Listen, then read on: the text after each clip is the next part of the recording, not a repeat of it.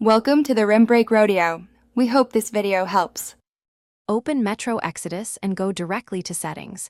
Then look for Audio and Language or Gameplay language entries and select the language dropdown. Choose your desired language, press Apply or Confirm, then accept any restart prompt.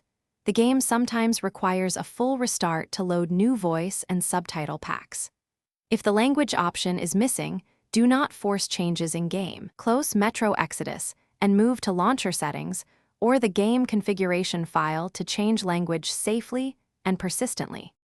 On Steam, right-click Metro Exodus in your library, choose Properties, open the Languages tab, and select the language you want. Steam will download language files automatically and may show a progress bar. On Epic Games Launcher, open Settings, scroll to Installed Games or My Library, click the Game tile, expand Advanced Options, and choose the language. Epic will queue downloads for new audio or subtitle packs.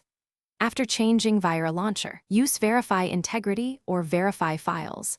Then restart the launcher and the game to ensure the language applies correctly.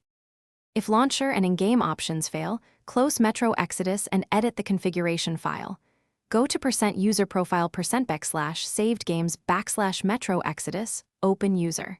CFG or Settings.